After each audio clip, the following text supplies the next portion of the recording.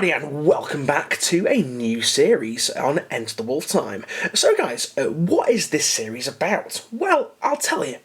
I've had this idea going around my head for quite some time now, and it's only been recently now, obviously I've got a job and stuff, albeit a job that I hate and wish my boss was dead. I've only now just had the money to actually be able to go, do you know what, I'm going to throw some money at getting a new army and doing some new ideas and things like that.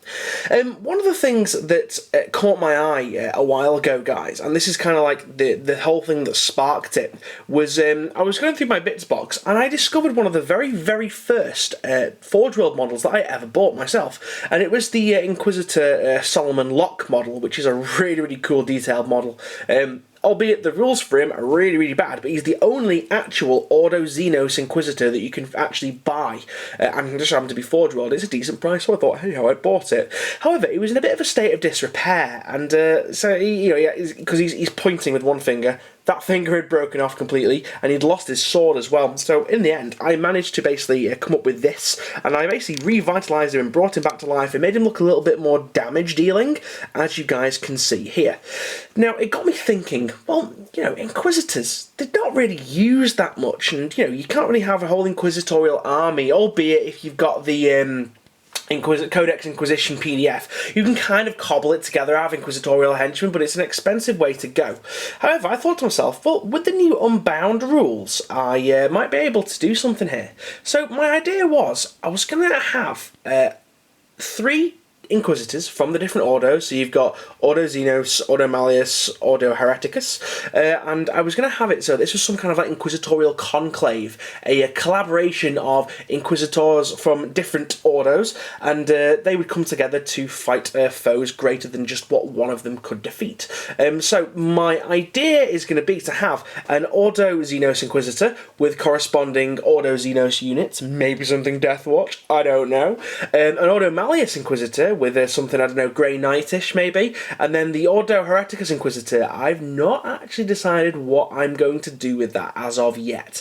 I know for a fact I'm not going to get the Sisters of Battle, mainly because I don't have that much money, and I can't afford 60 quid for 10 models. No, that's not happening. They're just far, far too expensive to run a force of Sisters of Battle. However, I might be able to shell out for a Sisters of Battle vehicle, maybe one of the immolators or something like that. But we'll have to see how things go with that. But yeah, so I want a HQ Inquisitor, and I want their corresponding units from the other wider 40k lore, and then I want a vehicle, and then maybe something else, maybe like another heavy unit or something like that, or maybe if Inquisitor HQ, some kind of troops choice, an elite's choice, and then a vehicle from each one, and I think that would provide quite a sizable force to be reckoned with on the tabletop. But anyway, let's just zoom in on Solomon Locke here just to see what I've actually done. I've not painted him yet. He's going to get a complete repaint. You might be wondering why he's kind of got a green on his hood, because again, that was one of my first exploits, one of my first playing abouts with object source lighting. But as you can see, I've just gone for a very, very simple conversion. I used a Skitarii pistol, which looks quite ornate and very inquisitorial, and it fit perfectly pretty much on his glove there. And then I just gave this, I don't know what, I think it's like a spearhead from like some kind of skeleton thing that I had knocking around. I shaved this bit down, and it just looks like a really cool, elaborate kind of saber type thing. But anyway, he's going to be my Ordo Xenos Inquisitor, and I think I'm probably going to get some of that new juicy Deathwatch on the go as well. Although I do have to work out how I'm going to paint black and highlight it in a quick and easy manner, but it'll be a fun little experiment nonetheless.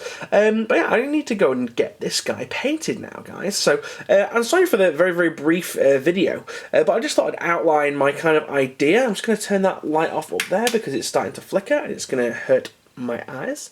Yeah, so I just thought I'd outline my idea in this initial pilot video. What do you guys think in the doobly-doo down below? What do you think would be some cool units to add to the Ordo, well, to the Conclave, the Inquisitorial Collective?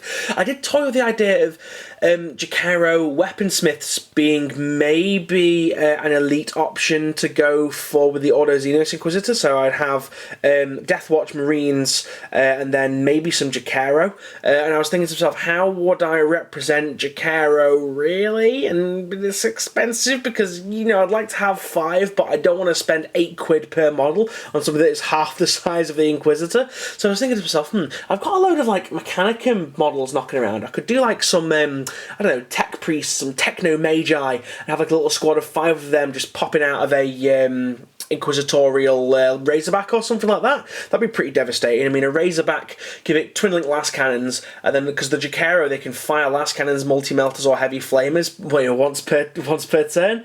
So I could have like technically 6 las cannon shots in one unit, re-rolling one of the misses, which would be absolutely devastating. It's really, really good. Plus, the Jacaro gets some really cool rules where they can upgrade and augment their individual, their stats. They can give their range like an extra 12 inches, so 72 becomes 84-inch range, so basically nothing can escape from the 5 las cannon death beam that they can produce.